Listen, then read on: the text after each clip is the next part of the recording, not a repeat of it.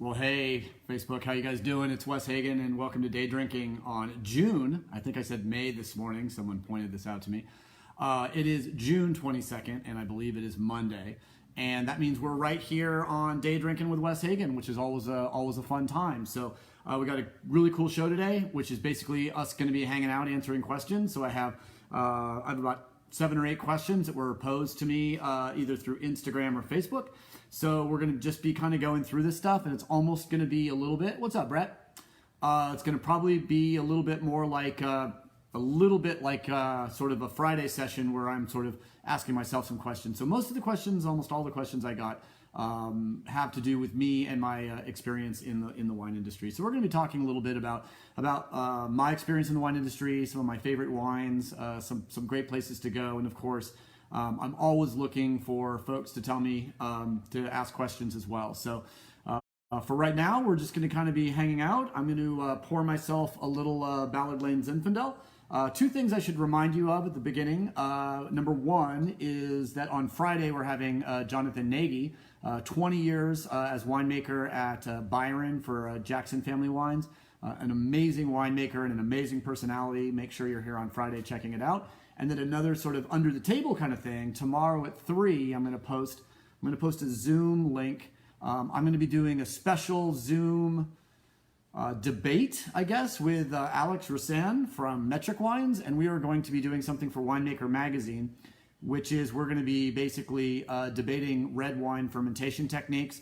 I'm going to take the debate of conventional winemaking. He's going to take the debate sort of side of natural winemaking, and we're going to go back and forth how natural winemaking techniques and natural winemaking decisions during fermentation of red wines impact the wine. So that'll be kind of fun. So that's tomorrow.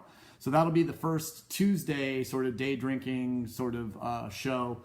It's not really day drinking. It's actually more for Winemaker Magazine than the Miller Family Wine Company, but it'll still, I think, be an interesting conversation, and you guys are more than welcome to join in. We also have a couple home winemakers that are going to be basically not panelists, but they'll be able to ask questions, and anyone really will be able to ask questions. So my feeling, though, is it is 5 o'clock, and I am tragically sober, so it is certainly time to pour a little wine and enjoy. Tonight's wine is going to be the Ballard Lane Zinfandel 2017. This one was actually made by Richard Shelton, who's no longer with us, but a heck of a good winemaker. Very, very big fan of the Ballard Lane Zin. It may come back later in the show from one of the questions. Maybe my desire to drink it tonight had to do with one of the questions that someone posited. So really looking forward to getting going on the show, hanging out. We got 4 folks already watching on the J Wilkes Facebook page. So one thing that I might or might not mention tonight, and please, if you have a question early, that's why we hang out here on Facebook, and I bring the Instagram folks in at 5. First of all, if you haven't already followed me on Instagram, I would suggest you do it. I do a preview of the show every morning. And Brett, yeah, let's see. I do a preview of the show every morning on my Instagram post, and then I've been posting little lives and boomerangs and stuff showing the little baby rabbits that we just had a couple days ago. So if you like baby rabbits and wine information and weird long-haired guys that don't have to shave very much anymore, it would be probably to your benefit to go over to Instagram and follow me, Wes_Hagen, Hagen. Your thoughts on approaches to developing a personal wine cellar, creating a cellar of wines to have an enjoyable versatility. Actually, for sure, I can't remember. That actually might be a really, really good show topic, but let's talk about that. So building a cellar, not literally building a cellar, but putting it, and one thing that I do, Brett, and I'm happy to help you with it, I do cellar consultations. I've built lots of people's cellars before, not, kind of like, Jimmy Carter going all Habitat for Humanity, but working with filling the cellar. So the nice thing about a cellar consultant, the nice thing about that is I actually have an account at Southern Glazers Wines and Spirits, which is the largest wholesale alcohol company in the world. So I get basically wholesale cost on all my wine. So one thing you might want to consider if you're looking for drop in like $2 or $3 grand, or like for instance, I had one woman, Melissa Alsop, fabulous woman. Her husband was, I believe he was a Navy SEAL. So it's not like I was gonna, do anything but take very, very good care of him. She wanted to drop $5,000 for his birthday. They had just purchased a house and they wanted to fill the house's wine cellar with wine. So what I do normally is I buy all the wine, provide the receipts, and then I charge 10% over the top. So I think I bought them like $4,300 worth of wine, and I kept like $700. So I guess that would be a little bit more than 10% ish. So that's always an option. And then what you want to do is just make a list. I think go down and say, I want 5% Sauvignon Blanc, 10% sparkling wine, 10% Chardonnay, 5% Viognier, 10% Pinot Noir, 15% Cab. Try to make a list of maybe your 10 or 15 favorite wines. And the key though is I would always make sure you have something for everything you could cook. So you will always have some Riesling. You'll always have some Gewürztraminer. You'll always have Sauvignon Blanc. You'll always have sparkling wine.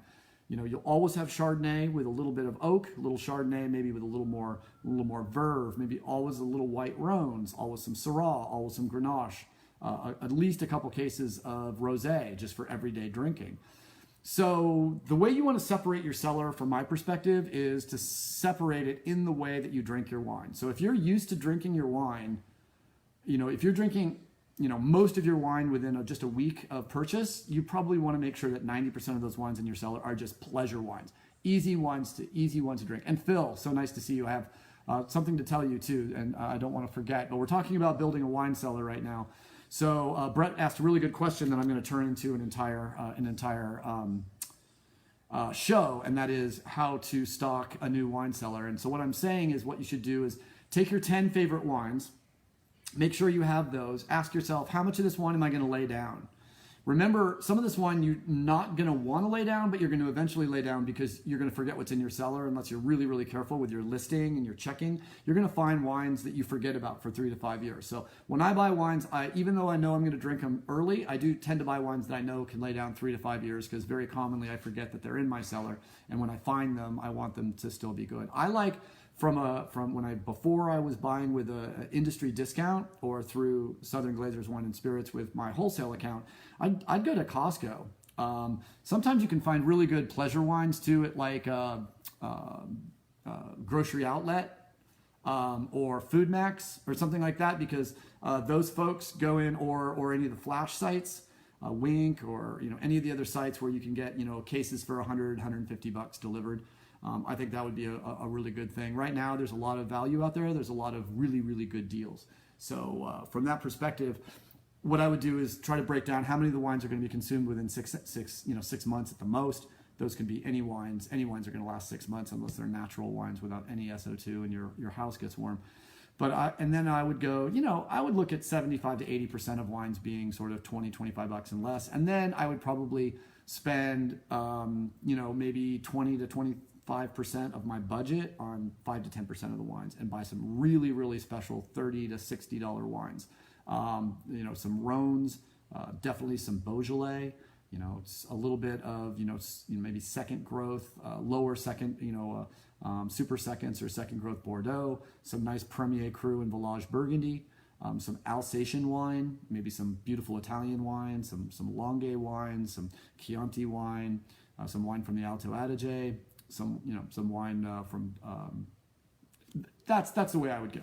Try to figure out your drinking habits and then fill it in otherwise. And then you want to ask yourself, how warm does it get in your house and how much money do you need to spend on storage? 55 to 65 degrees and as stable temperature as possible at about 75 to 85 plus humidity. So you need a lot of humidity and a lot of cool. So, in Santa Maria, we put it in a closet in the middle of our house, and I can shoot it with my laser temperature guide, and it never goes over around 70. It's gone over 70 before in the midst of a gnarly heat spike, but in general, no big deal. So, we got a nice crowd tonight. It's Monday. You guys, either I didn't completely freak you out on Friday with a good show with John, or you guys are thirsty. So I'm thirsty, and I got a glass of wine. I haven't put any in my mouth yet. So, the first sip of the day. As far as you know, that's accurate.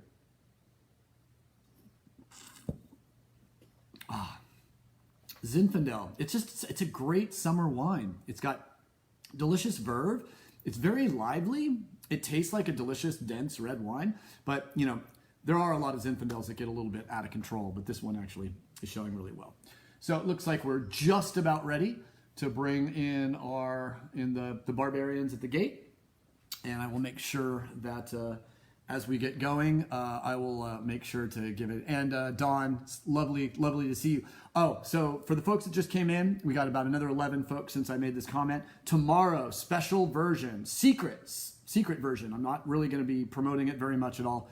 Maybe a little Instagram in the morning or whatever, but I'm doing it 3 o'clock tomorrow PDT, so 2 hours earlier. Proper day drinking. It's almost day drinking on the East Coast. We are in, Nick, I'm looking at you and any of the other home winemakers. I need you there. Winemaker Magazine is sponsoring Alex Roussan and I to do a debate on Zoom. And what we're going to be debating is a decision making within red wine fermentation. So what we're going to be doing is basically I'm going to take the position of a conventional winemaker. Alex is going to take the position from a debate, from a forensic perspective on natural winemaking, hands-off winemaking, and I'm hands-on winemaking. And we're going to talk about all the decisions you can make step by step during the process of making red wine and how the decisions influence the final style. So it'll be fun. We're friends, but we're also both pretty firm in our beliefs, and we're going to take those beliefs to the next level because we're going to be debating these positions as if they are, you know, sort of a more sort of serious and extreme version of our beliefs. I think both of us are very balanced winemakers. You could argue he's a little more on the natural side, I'm a little more on the conventional side. Maybe because I have more bells and whistles at the Miller Family Wine Company, but it's going to be a fun thing. So that's 3 o'clock tomorrow. I'll have a Zoom link on Facebook pages, all of them. So just check out the Wes for Wine personality page on Facebook or this Facebook page, J. Wilkes Wines. So I am going to go ahead and push the magic button and bring our friends in from Instagram. All right, it's Day Drinking with Wes Hagen. So welcome, it's June. I mistakenly said it was May this morning because that's pretty much how 2020 is going. But it is June 22nd, and it is the beautiful year, 2020. So here we are for another episode of Day Drinking. It's Monday, so let's get right down to it. I want to make sure everyone has something delicious in their glass. Love the fact that folks are already jumping in on the old Insta. And of course, thank you to all the folks on Facebook who've been keeping us rocking on the show since mid-March. I am counting the shows, and I will go home hopefully in the next few days, find out exactly how many we've done, because eventually we're going to have our 100th show, and we got to do something fun. So super excited. I hope you guys all join me on Friday. We had a absolutely wonderful show with John Crandall, the winemaker from Ballard Lane. And we had a fabulous conversation about his history working with some of the same winemakers I've worked with in Santa Barbara, his experiences with Andre Telechev, his experience with Clark Smith, his experience with Chuck Carlson, as well as other winemakers in California. So really excited about the show today because it's really going to be very free form. So once every maybe 2 or 3 weeks, I just want to throw a show in, usually on a Monday, where we just kind of hang out and have a great conversation. So if you have questions for me, I'm going to try to keep my, we're going to break the rules today. The normal rules for day drinking is I do my tasting at the beginning, and then I take a look for questions, comments, have a little moment to interact with all you fine folk, all you fine winos and winettes. I guess it's just winos. There shouldn't be a diminutive just because you have, you lack a Y chromosome. I'm a big fan of folks with 2 X chromosomes. So that's really awesome. Don Ward's got a bottle of Costa Brown Russian River 05 open. 05, man. That, for a Russian River appellated wine, man, 15 years is asking. That's kind of like asking 15 years on a Village Burgundy. And I had a Village Burgundy in March of last year that was 50 years old and still quite good. So awesome. That's fantastic. All right. That's okay, Ian. I've got some good questions, and Josh is in the house.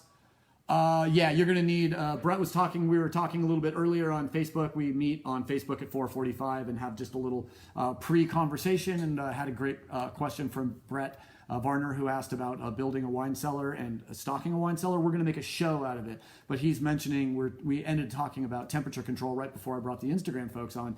And he's absolutely correct that in Riverside, California, where I lived when I taught in Rialto, California, both Rialto, Riverside, and our alma mater down there at Redlands. I talked to my dad in Palm Desert, which is kind of a little hotter than Redlands, and it was 107 yesterday. So summer has landed in the Inland Empire and out in the Coachella Valley. So yes, wines really begin to suffer severely, probably over about 80 degrees, and over 90, generally you'll start having an expansion of the wine and the corks will start popping and leaking. So 55 to 65 degrees tends to be the perfect temperature for a wine, and you want to keep it as consistent as possible. I would rather have, maybe 68 than 55 to 65 going up and down all the time. So consistent temperature, 55 to 65, and at least 75% humidity. 85 is better. So, and of course, your bottles should always be, and this is a bad example because it's a screw cap, a Stelvin or atypical closure. All your wines, when they're being cellared, should always be on their side. Why? To keep the cork wet. Incredibly important. And I did just notice that, lo and behold, my phone is low on battery. So excuse me while I completely and totally show my amateur nature in all of this stuff. So, okay, cool. Phone's plugged in. We're ready to rock. What are we drinking today? So I always, if you guys haven't been to the show, here's what we do. At the beginning of the show, we taste a wine, usually from the Miller Family Wine Company or J. Wilkes. So the Miller family, my boss, Nicholas, Steve, the whole Miller family, they own Bien Nacido, Solomon Hills, and the French Camp Vineyard. So we are a farming company with 2,400 acres under vine.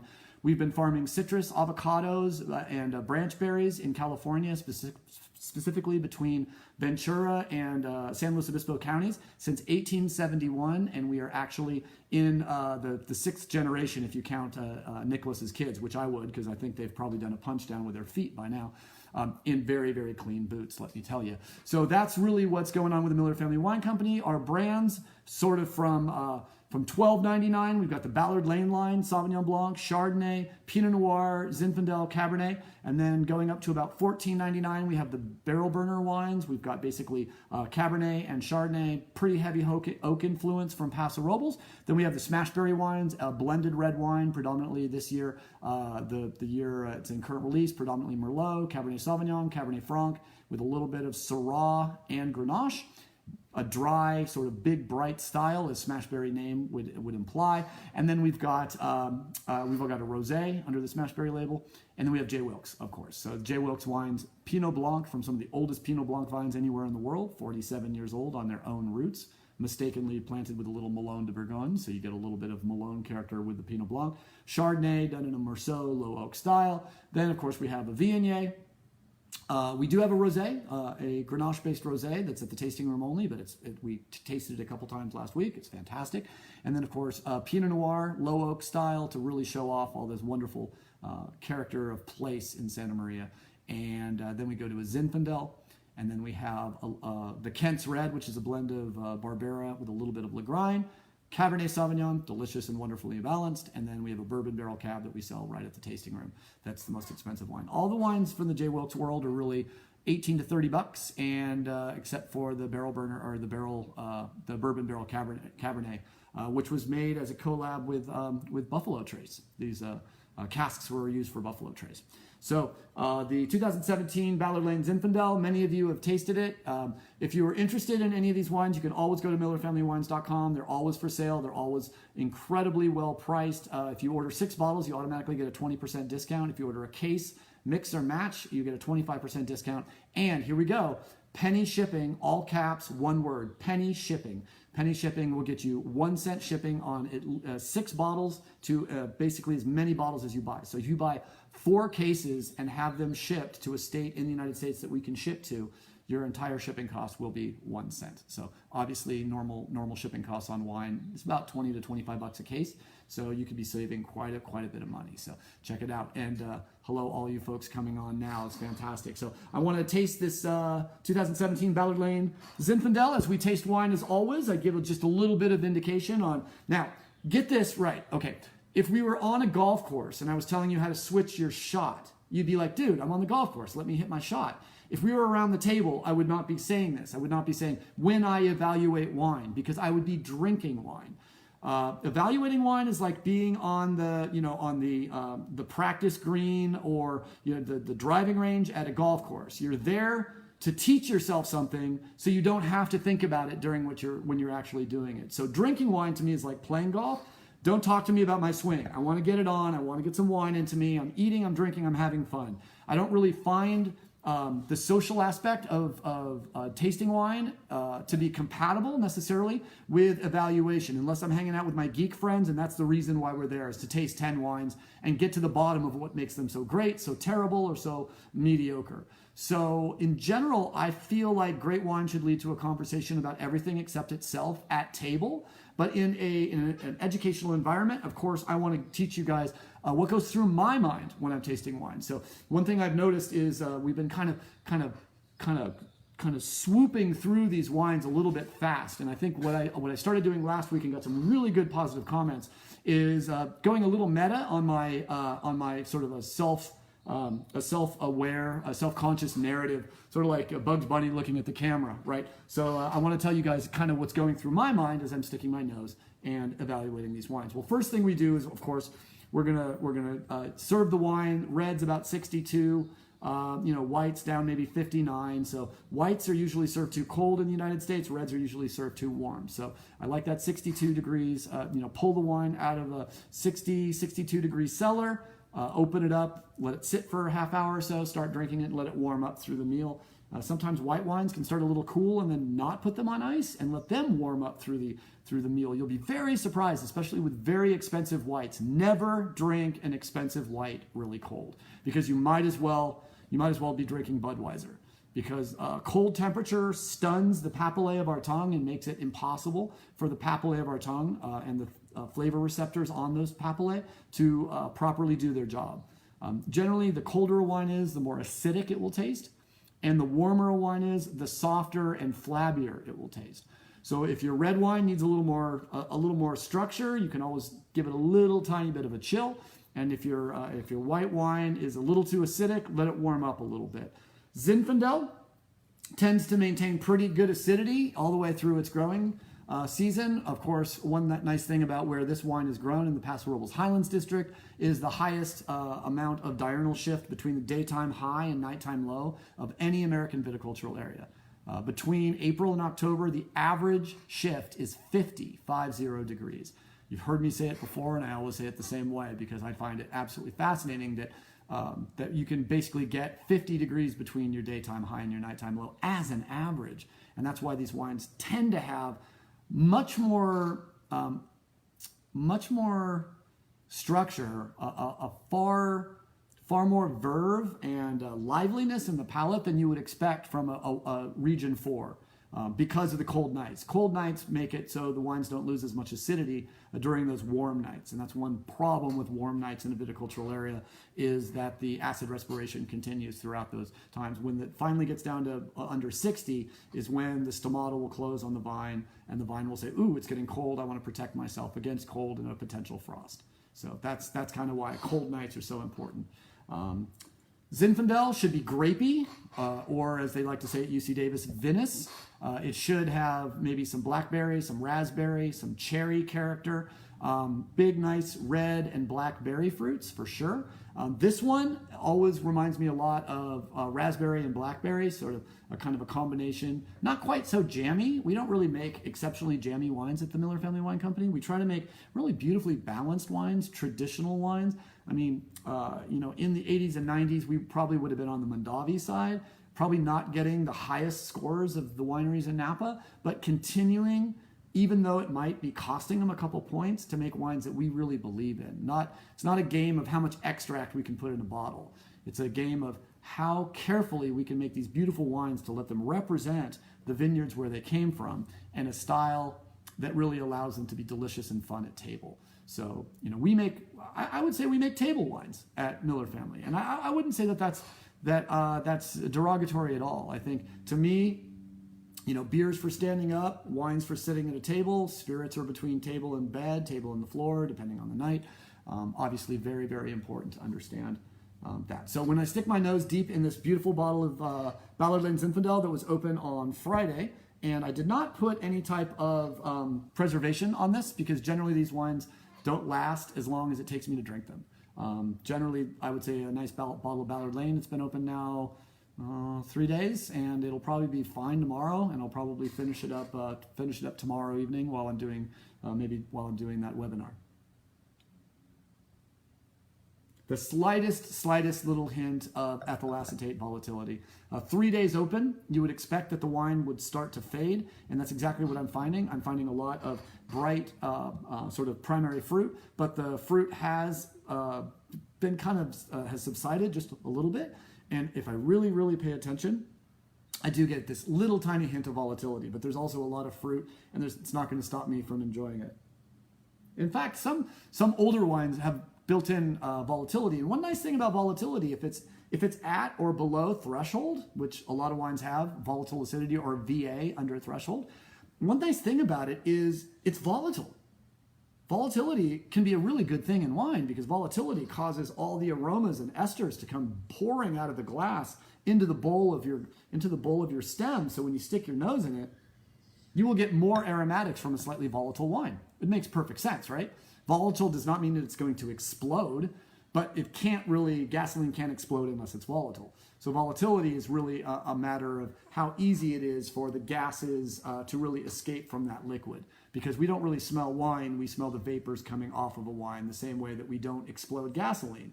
We explode the vapors out of a gasoline. And how do we do that? By carbureting it, adding air, and exploding it in the same way that we carburate a wine, which is kind of an odd way of putting it, but by swirling the wine and by putting dissolved oxygen into the solution of the wine, dissolved oxygen being very important in wine because the more that's in it, the more aroma and bouquet that it gives off. Remember what we say? We say aroma is produced by fermentation, bouquet is produced by aging.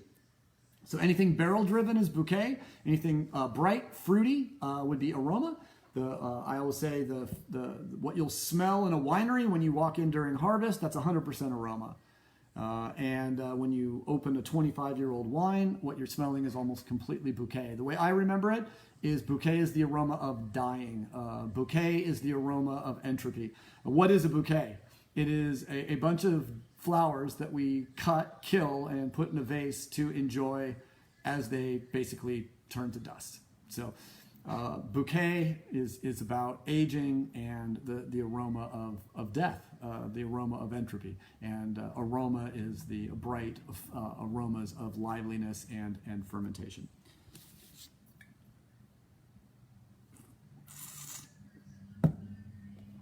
First thing I always like to say when I'm evaluating a wine professionally is I ask myself, it's all deductive, right? Just like our conversation with Will Costello. Everything in blind tasting, everything else, it's all deductive. So what I like to say, the first deduction I make is basically, do I like it? Yes or no.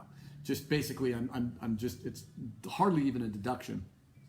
But the first thing about this wine is it's spicy, it's bright, it's crafty, it's tasty, and it makes me want to drink more. Even though the nose just has that little tiny hint of volatility that certainly wasn't there yesterday, and it certainly wasn't there on Friday.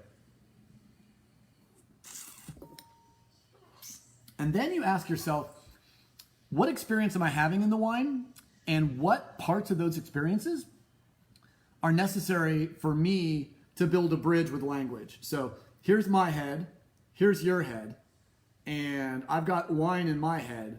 How do I get that experience? How do I build a vessel out of language to get what's happening in my head over to yours? And what is it that will really drive the imagination of the people that are reading it? Of course, you have to consider audience. If I'm writing tasting notes, someone hires me to write tasting notes for the Wine Spectator or Robert Parker, I'm going to write a much different note than if I'm writing a tasting note for my winemaker who wants to know how to, a winemaker who's asking me how they think their wine is coming across. I can be technical, I can use much bigger language and sort of more chemical terms and winemaking jargon. When I'm writing in a magazine, I might write, if I'm writing for for the tasting room, I'm going to try to avoid using fruits and spices to too much of an extent.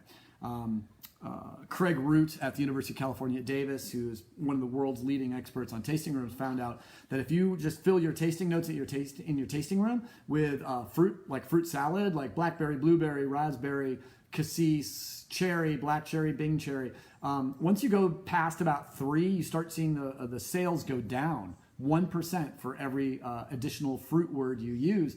My feeling is, and he agrees, is that if I smell cherry, or if I'm going to be like all pretentious and say it's Bing cherry or black cherry, like, or ripe cherry, like, I can tell the difference.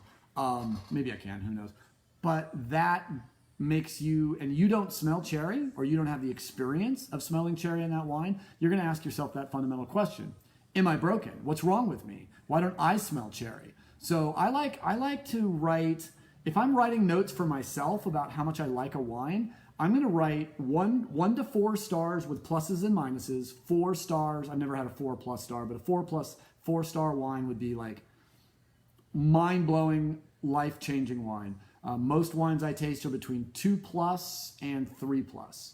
3+ is a great, 3, a lot of wines get that 3 star. And then maybe I'll write bright, fruity nose, complex.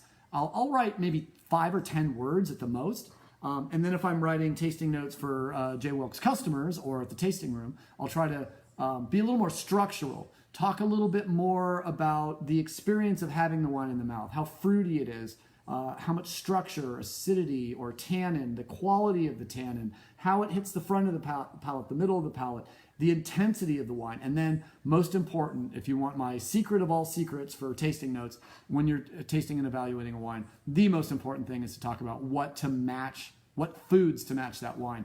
Because if you start talking food and you hit one of those foods that people love, if I start talking about duck confit or cassoulet or just a beautiful lobster mac and cheese, and you're hungry and you love those foods, and I'd say a Pinot Blanc with a goat cheese sort of stuffing in a squash blossom tempura deep fried battered, maybe with a little bit of kind of like a tomato sauce. You got it in your mind, and if you really want to have that experience, you're going to seek that wine out and maybe try to figure out where you can get some squash blossoms, how the hell to stuff a squash blossom, and then how the hell to do tempura without a Japanese kitchen. So all this stuff is important, and that's really what I wanted to kind of go over there. I'm going to pour myself a little bit more of the Zinfandel,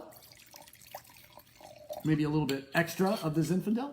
And check it out. And we got Sam and Jake's in the house, and we got Stowehouse and Quisenberry and Betsy Weiss. So nice to have you. And Amy and Karen and Sandy and OK Pedestrian. Be careful out there, and if that's OK from Oklahoma, I miss all my girls out at Artisan Wine and Spirits who sell our wine in Oklahoma. But if you're interested, I just finished a book that's going to be a huge movie, and you should read the book before the movie comes out, called Killers of the Flower Moon, and it's about the Osage Indian murders in the 1900s and the creation of the FBI. Psalm Father, happy Father's Day, belated, but glad you're here. We got a lot of Cozumel, and gosh, we got lots of folks over here on Insta. So love the fact that you guys are here. Tonight is a little bit of open forum Q&A. So I want to know if you guys have any general questions about wine, stuff that takes a little time to answer, or just a sentence, but I'm always looking for questions. And as I go through each one of the questions that's been submitted, I certainly will look to see if I see some more questions. But if for some reason I don't get to your question, please post it on Facebook or Instagram me. Do whatever it takes. I will make sure. I'll even do a special video just for your questions if you have them, if I miss them. So that's really, really important too. All right. Yes, and Jake is talking again about go to winefolly.com. He's talking about the article. It's a pretty good lightweight survey on winefolly.com /deep dive, how to start a wine collection. I love that. And if you need some more Santa Barbara wines and you can't get them from me, talk to Jake, because Jake has the hookup. He basically has one of the best hookups of all Santa Barbara wines in the world, because he works at Los Olivos Cafe and Wine Merchant and is one of the best wine salespeople in the valley. Yes.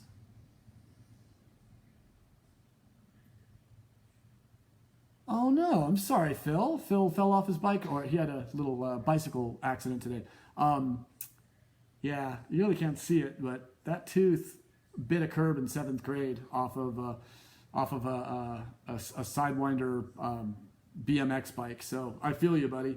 Getting up, pulling your face off a bloody curb, and seeing a car pull up to see if I was okay, and then looking at my face and having them basically scream because they thought I was basically on my way to death. So I've had some good accidents in my life, but I hope you're well. I hope you're okay.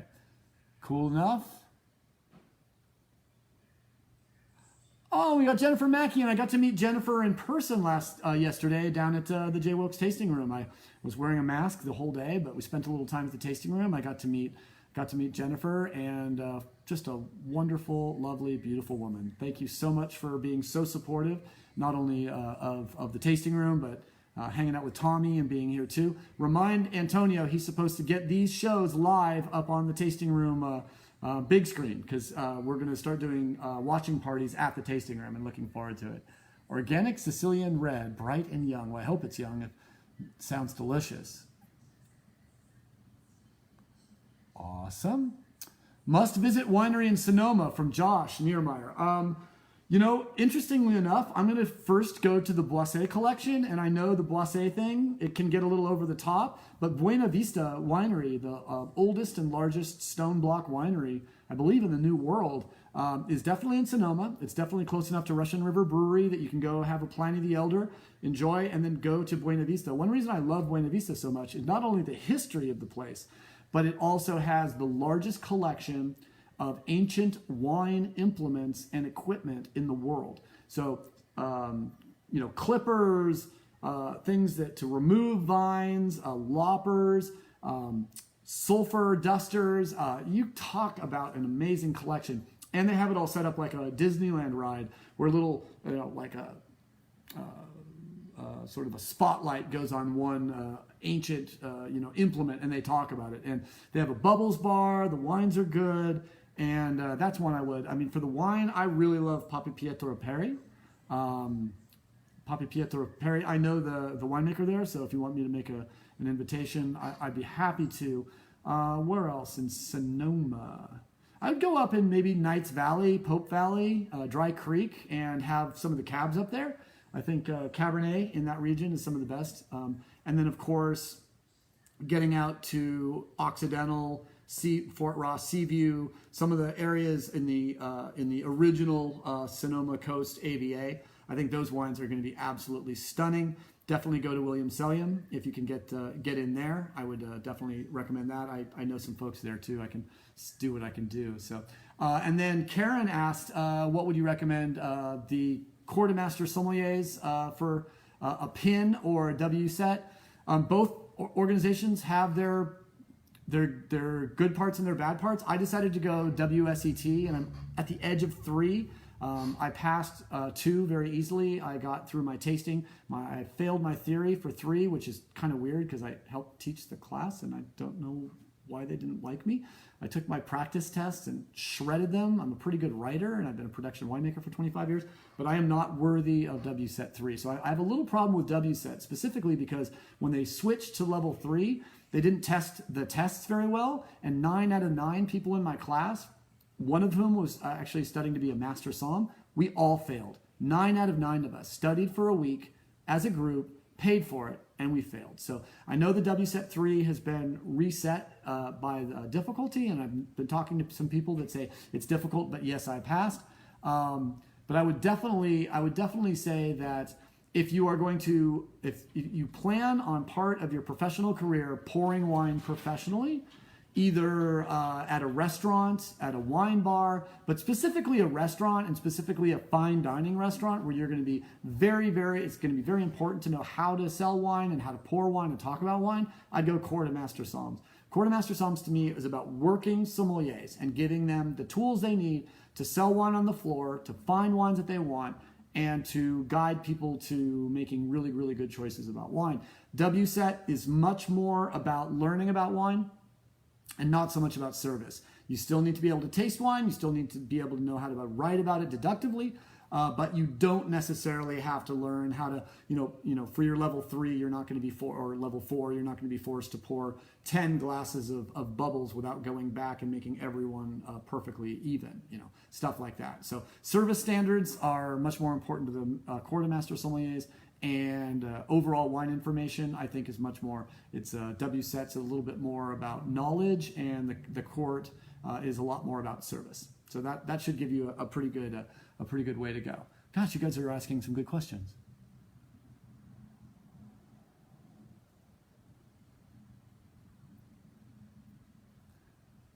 Excellent. Smashberry Rosé, Mr. James Kennedy. That's a wise decision. That wine will come back in one of my other questions. I want to make sure. Oh, nice, Beth. Beth's having a margarita. I hope it doesn't have sour mix on it, or we're going to have words. Unless you love sour mix. If you love sour mix, margarita just should have tequila, Cointreau, and lime juice. Salt if you need it, but lime juice. And if you don't like Cointreau, I really like Saint Germain.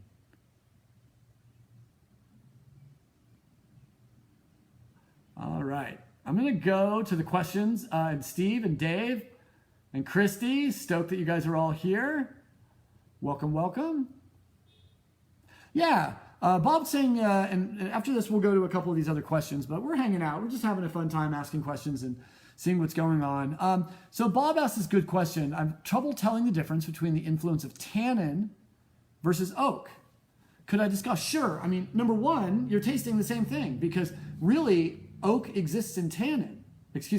Tannin exists in oak. So remember that one thing that I always like to say is tannin specifically has a desiccating effect on the palate. It makes our palate pucker, and it makes our mouth feel dry.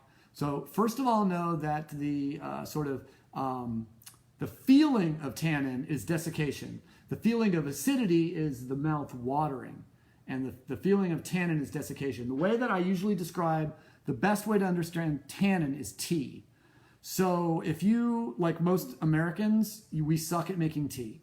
So when you're making a cup of tea, maybe it's in the afternoon, you need a little just extra caffeine just to get you through your day, but you don't want a cup of coffee because you're going to be up all night. You make yourself a cup of tea, like an American. You forget that you're steeping the tea. You come back 10 minutes later and you go, I oversteeped it. And then you pull the tea bag out, you throw the tea bag away and said, you know what, screw it, I really need the caffeine, and you drink it.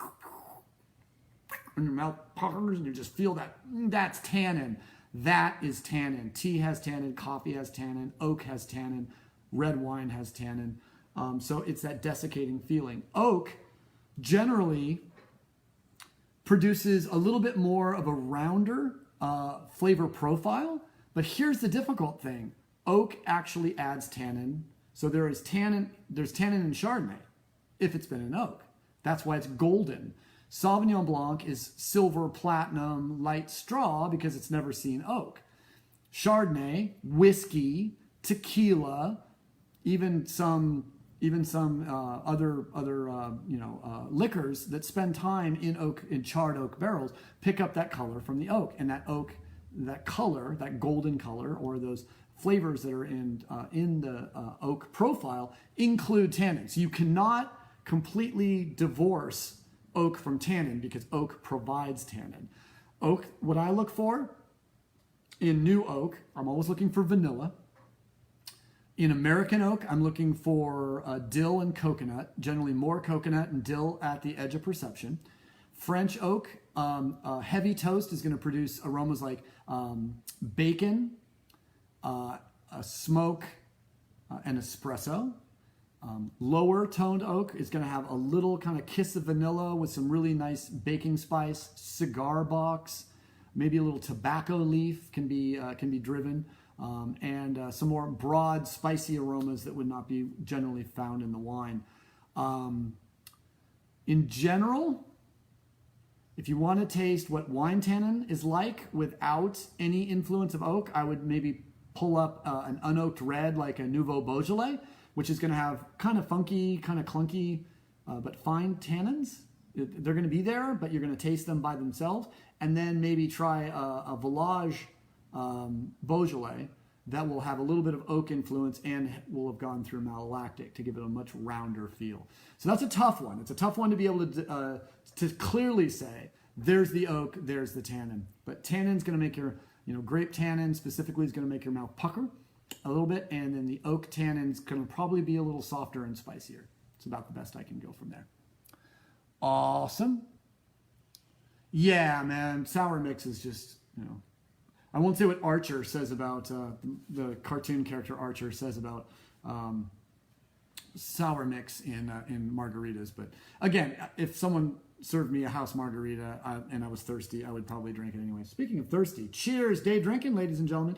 Remember, tomorrow, 3 o'clock, we are going to have another little conversation. I'll be talking with another winemaker. We'll be talking about red wine fermentation. It will be a geeky show, and it will all be about production. So if you're interested in how to make wine, tomorrow at 3 o'clock on Zoom. If you're not interested in how to make red wine, it would bore the living hell out of you. Except we'll make it interesting, I promise, because we will be drinking. Awesome. Beth asked a question, and then I will choose a couple of your questions that you submitted through Insta. In some red wines in our region, I have picked up an ocean smell, like sea spray. What would cause that? I mean, it can certainly be the ocean's influence in the wine, but remember, a grapevine cannot absorb anything from the soil, no mineral, no nutrient, and transfer it into the grapes specifically. For instance, if there's calcium in the soil due to, let's just say seashells. The vine can use the exchangeable calcium, but there will never be a chance that that minerality from the soil will transfer directly to the grape. This is how it works. In general, minerality and salinity are generally associated with two precursors. One is low pH, which means higher acidity. In general, I've never found minerality or salinity in a wine that's soft or kind of like flabby. If the wine, first thing it needs verve, it needs cut, it needs acidity. And then you have the possibility for minerality, salinity. Where does it come from? It comes from high levels of exchangeable calcium in the soil. What does that mean? So if you have maybe 3,000 to 4,000 or more parts per million calcium down at the root level of the vine's going to absorb that calcium. What does a vine do with calcium? A grapevine uses calcium to form the outer skins of the grapes. It doesn't transfer it as calcium into the soil. It's just a nutrient that allows the more calcium in a grapevine's environment, the thicker the skins of the grapes were going to be by virtue of using that exchangeable calcium to build those skins by virtue of all the physical processes that the vines undergo. So A, it's got to have good acidity. B, you're basically going to have to have thicker skins. So generally, I would expect to find calcium in the soil at least 5,000 parts per million, and I would expect there to be a cool enough climate that the wines can be created and bottled with good acidity. That's kind of where I would go. Fruit pollens on the skins of the grapes. This is a big one right now because, man, I wish wine and cannabis could get along better, but people are starting to say that the smell of cannabis sticks to the skins of the grapes, and I'm saying, what science book did you read? I never knew that esters could stick to skins.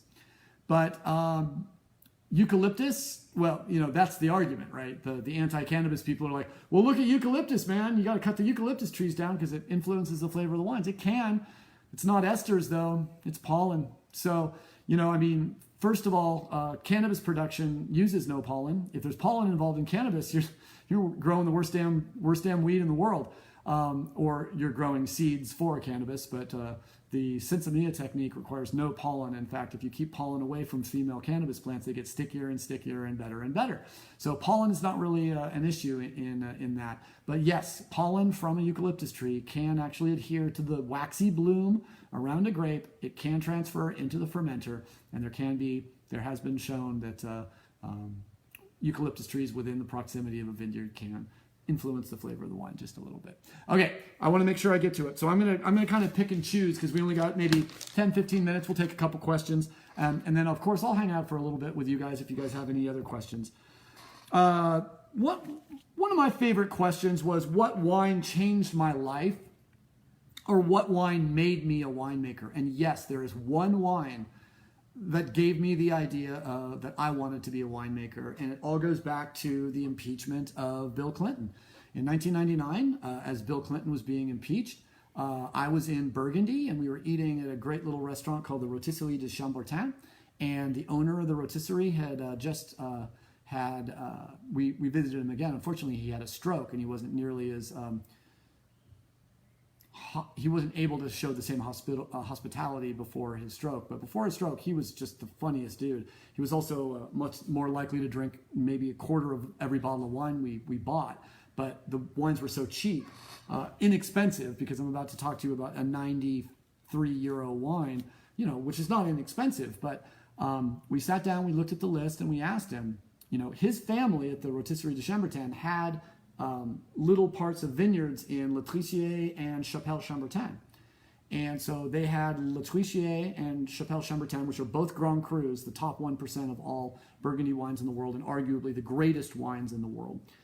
He had wines going all the way back to the 50s. So we asked, hey, what do you think? He's like, well, do you have a birth year, and I told him I was born in 69. He's like, yeah, 69. Next time you're here, try a 69, because they're not bad. But if you want a great vintage, you should go with the 72 Le Trissier.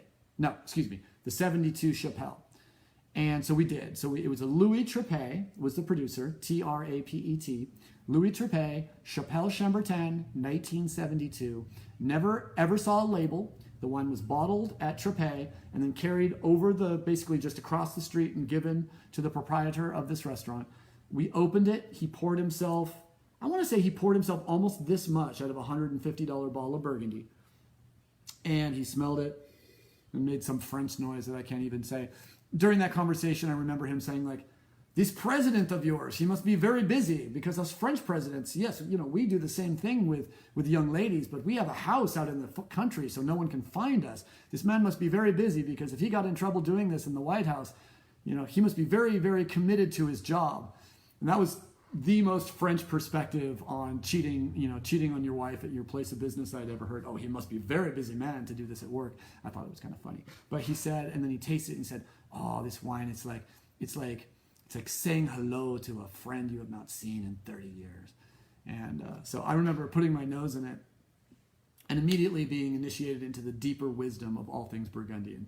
It was like basically taking a 2x4 to the head, philosophically, and shattered everything I knew about the potential quality of Pinot Noir.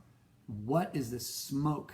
What is these like dried flowers, this sort of intense potpourri, these spices on the edge of perception. And I'm pretty good at describing wine. It was the first wine that just shut my mouth. It was basically like, and I had an immediate emotional response when I put it in my mouth, where I was having a hard time evaluating the wine, because I realized that tears were just coming down off my cheeks. And it wasn't that I was sad. It wasn't that I was just like having this incredible, I was having an incredible moment, but it was this emotional moment, because usually when you have an emotional moment, it builds, and then you're like, oh God, I'm not going to cry during this movie. I'm not going to, and then it happens, right? But it was just like, it's like the wine hit my mouth, it went down my throat, and just tears. It was unbelievably interesting. And that really gave me the idea. So everyone always asks me the question after I tell that story. So you became a winemaker because you wanted to make a wine that good? No. That's like watching Citizen Kane and going out to make your first student film. Are you trying to make Citizen Kane again? No. But if you look at the way that the shots are composed, you will notice that no one ever composed a shot the same way that they were composed in that film. So it's a matter of understanding the potential quality of what you do for a living. Whether you're a lawyer, and you're watching a Supreme Court C-SPAN to see how the greatest lawyers actually try their cases, or what have you. It's not like every lawyer wants to go to the Supreme Court. Maybe they do. But for me, it was all about having that moment and understanding how good wine could be, how complex wine could be, how nuanced wine could be. And we had a piece of Charolais beef that night, which is basically Grand Cru steer. And it was just so beautiful. We had the best escargot I've ever had. We had duck, we had cassoulet, we had all these dishes, and everything just came together to produce this moment. And the moment was carried by the quality and how good that wine was. And this is Chambertin. These are the vineyards in Burgundy that Napoleon used to make the entire French army marching down what is now RN-74, stop and salute that vineyard. This is the vineyard that he blamed the lack of Chambertin wine on his loss at Waterloo. Anyways, it was a fantastic wine, and perhaps it made me a winemaker. At least it initiated me into the deeper wisdom of all things Burgundian, which taught me the opposite lesson of some winemakers. Some winemakers taste Burgundy and go, I want to do that in California. My point was, you can't do that in California. That is the idea of, maybe that was the last time I ever used the term Burgundian style Pinot Noir for any wine that was not Burgundian, because there is no Burgundian style Pinot Noir outside of Burgundy, France. I will argue that to the frickin' death. If it's not Burgundy, it's not Burgundy. It's just stolen Pinot Noir planted on alien soil. And how lucky we are that we make delicious wines from stolen Pinot Noir on alien soil. But that's typicity, that's not terroir. If you taste a great, I had a 79 Chambertin last night, a La Amoureuse, which I believe means the lovers. And it's a Premier Cru, but it was smoking good, and it just reminded me the difference of a bottle-aged Burgundy compared to any other Pinot Noir in the world. Now, I've had some great California Pinot Noirs that approximate the complexity and character of an old Burgundy, but they just can't get there.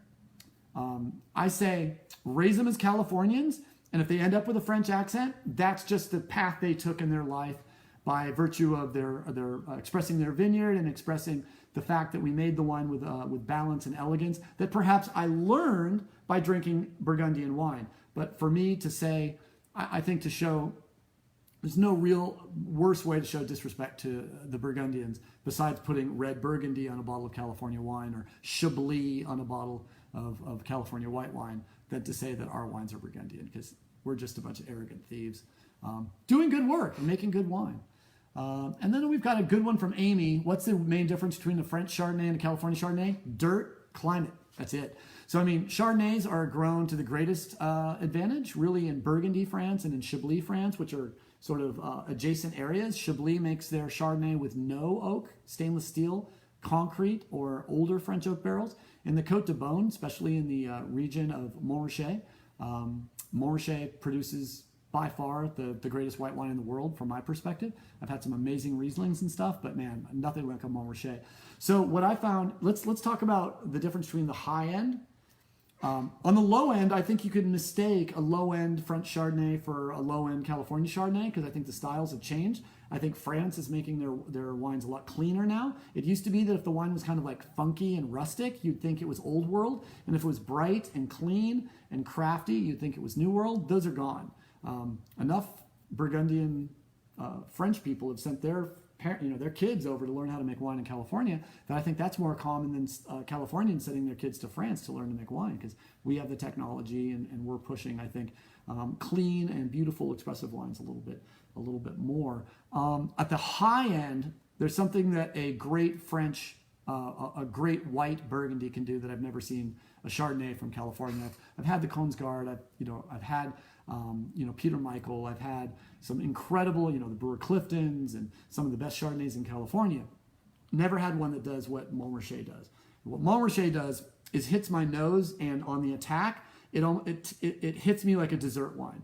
This is a wine full of residual sugar, full of cotton candy, full of vanilla and spice and all of these things, and it hits you just like a ton of bricks in the nose and in the attack.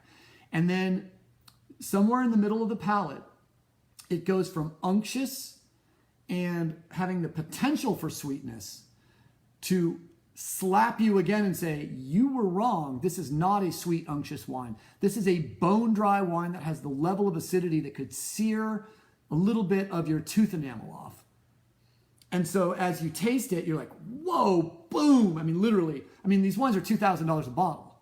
If they don't explode in your mouth, I think you probably wasted some money. But it is literally this amazing, explosive, almost sweetness, which I love, being type 1 diabetic, anytime I can get the approximation of sweetness without any change in my glucose, that's fantastic. I just absolutely love it. So at the very highest end, I think the difference between $10, $15, 10, 15 euro Chardonnays have become a little bit more difficult to understand.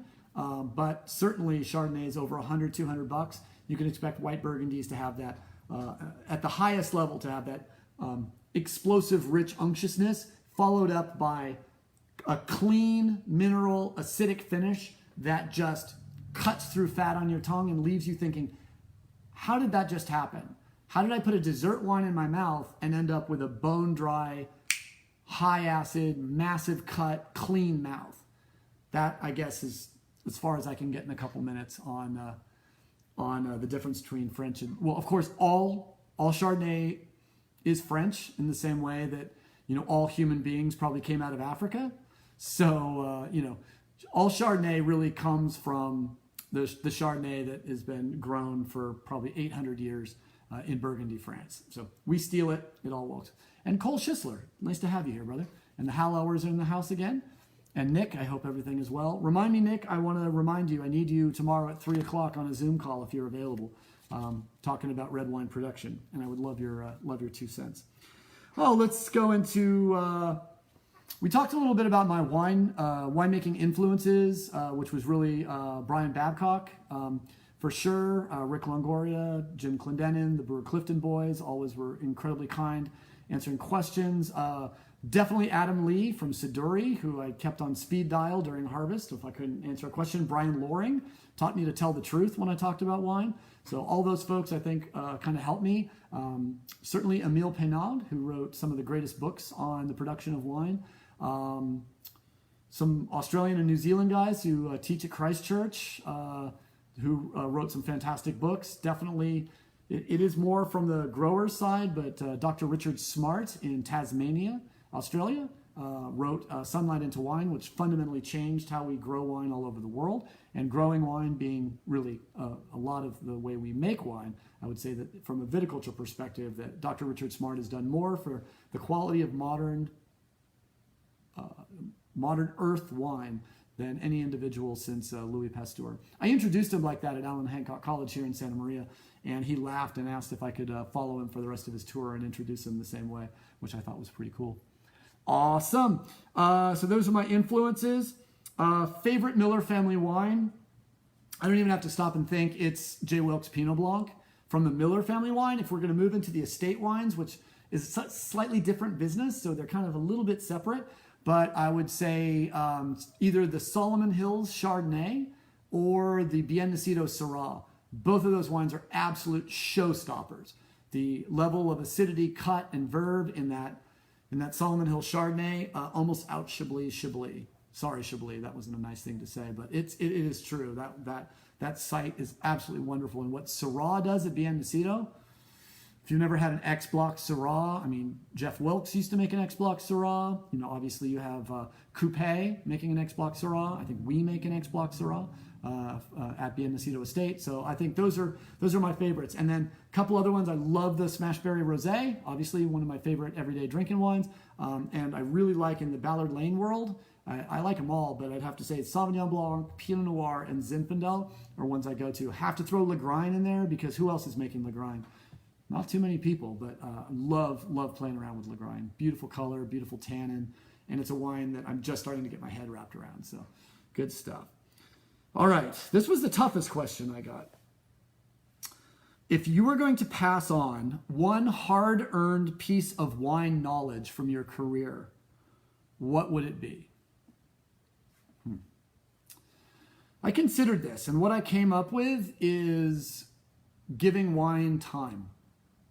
I'm a very impatient person. Ask my wife. She'll tell you. I have a really hard time sitting. No, I need to spend a little more time in meditation. I need to learn to quiet my mind because my mind is very noisy, and normally I just let my mouth open and whatever come out, and that seems to help, at least for now. So, very commonly, I will say that wine needs 3 things to become.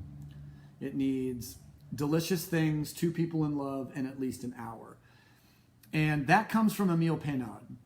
He said, and this is, I'm cheating because I'm going to get 2 things in, but it goes back to the first thing, which is every wine deserves an hour. to allow to open up, to allow to reach temperature, to allow to sort of equalize sort of the pressure outside the bottle and inside the bottle. All these things impact the flavor and how the wine comes across. So I'm going to say every wine deserves an hour. Think about, a wine critic or a wine judge. We get, flights of 12, 15 wines in front of us, and we're expected to go through those wines in 20 minutes, 30 minutes, and make value judgments on the quality of the wine.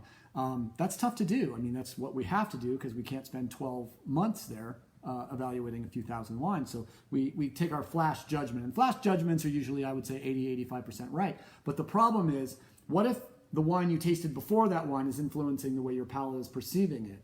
What if there was massive amounts of sulfite in the wine before, and I taste that wine and this wine tastes sulfurous? So what I like to do is put a little wine in my mouth, spit it out, and take a second sip, knowing that my mouth has been cleansed and going for that. But that's only a couple minutes per wine. I'm saying every wine deserves an hour. So that means that the wine is going to be open on the table and and being consumed over an hour. Now, this can be a problem if you have like 8 or 9 people. The way that I usually go out to eat, winemakers go out, we all bring 3 or 4 wines, and pretty soon we've got 20 wines on the table. That's great because no single wine usually gets completely consumed, so we can watch the wines change. And sometimes wine needs a day because the first night you open it, it's just tough as nails, and then the next day, I'm very lucky because I drink wine for a living, but I might be up there, getting my peanut butter toast in the morning to go check the news, and I'm like, I wonder how that Zin did. Maybe before breakfast, I'll taste a little Zin from the night before, and damn, it really opened up. So I really, really do think that as a wine absorbs oxygen from the environment, it changes. Some wines fade very quickly when they get oxygen, especially older wines. A wine that's 50 years old, it can fade in 2 minutes because of oxygen. So young wine needs some oxygen, needs some time, needs some or whatever. And remember, don't decant old wines, decant young wines. So beat them up, give them some air, and I think that's going to be, I would say, somewhere the one hard piece of knowledge is every wine deserves an hour, decant everything, and just take your time. Just take your time. As the Italians would say, piano, piano. Slow down, American. That doesn't mean, piano just means slowly. Slowly, slowly. Piano, piano. It's my favorite Italian word. Love it. All right, let's do one more question. This is a good one. We'll do a really 2 quick ones. One was, when do you think I'm going to be back into the world, pouring, traveling, and promoting J. Wilkes? When I am immunized, when I'm vaccinated. So, I'm a little immunosuppressed, and my people with my disease tend to die at about 10 times higher rate than people that don't have my disease from COVID. So I can't really go out and be brave. I have to be very careful, and I'll probably have to wait till there is a proven vaccine and or herd immunity. So my guess is probably I'll be back out rocking and rolling in 2021. Hate to say, but I'll be right here for all you guys and hanging out. And we're hanging out more than ever anyway, so we like that. And then the last little thing is how's vintage 2020 looking on the Central Coast? Well, let me break that up into what I know, which is Santa Maria Valley and Paso Robles Highlands District. We had a fairly good late bud break. Bud break was probably average or a little, maybe a week later than average. So March, our vines woke up after a very cold winter, which is great. We had decent rainfall, not great rainfall. We had about 5 inches less than we had last year. Last year, I think we had about 16 inches. This year, we had about 11, which is about average for us, about 11 inches of rainfall in the winter. The vines just absolutely took off. We had a nice warm spring. So we probably had full canopy 2 to 3 weeks, at least 2 to 3 weeks earlier than last year, and probably about equal to 17. So 18 and 19 were very cool, very long growing seasons, and 20 so far has been warm, generous, and the vines just have been just loving it. So didn't see a lot of what we call false potassium deficiency this year, which is also called spring fever, which means when you look over the vineyard in March and April, the whole vineyard kind of looks milky yellow because the ground has to be at least about 60 degrees to allow potassium to exchange into the root hairs and to be absorbed by the vine.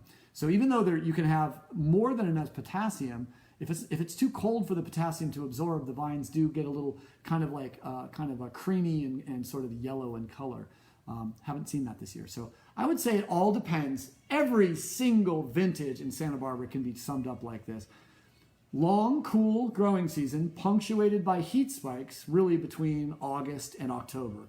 So when we start getting heat spikes in July and August, that's when it's going to start moving the sugars. Right now, we could get a pretty serious heat spike, and even though it would accelerate the season, it wouldn't necessarily put us in a dangerous situation. The dangerous situation is when the grapes are almost ready to harvest, and boom, you get 100 degrees. In an area you're not used to 100 degrees, like Santa Maria or Santa Rita Hills or Edna Valley or Burgundy. So what you want is long, cool growing season. And if we could have like 75, fog in the morning, 75 all afternoon, winds in the afternoon, perfect season, just like 18 and 19. So that's a little bit about the 2020. I want to go through just a little bit after I take I'm a bit parched, talking too much, drinking too little. That's yummy. In fact, I think a little of the volatility actually blew off. It's tasting really, really nice. Did get a question over here on Instagram about Kimberly from La Montagne. I haven't been down to the La Montagne tasting room in Lompoc for a while, but Kimberly Smith did train under me at Clos Pepe, and we had some time together making the wines, and the La Montagne wines are generally quite good, and she's usually very passionate, interesting person to talk to about her wine. So if you find out, let me know. I'd love to know. I'm sure she's fine. The fastest hour in wine. Thank you. Yes. It's like that to me. I feel like I just start talking and I look up at the clock and suddenly it's 6 o'clock. All right, ladies and gentlemen, I will let you get on with your evening. Remember, as we always finish up here, that let us not forget we are still in the middle of a pandemic. We're still in the middle of some really, really interesting and sad things happening in the world too. I'm really hoping that when we put the world back together after this, we can put the world back together in a more meaningful, kind, and way that encourages thriving. I mean, if the world kind of came to a stop, shouldn't we start it kind of consciously? I believe we should. Of course, I'll also leave you with a couple of ideas. Number one, that always say that Black Lives Matter, and if you don't agree with that statement, please don't watch the show. And I will also say that find someone in your neighborhoods, find someone in your family, find someone in your friend circle that may need a little extra help tonight. Reach out to them and make sure they are flourishing. Other than that, get your drink on, have fun, and keep day drinking. Because if you're not day drinking, you're sober. Have a good one, guys.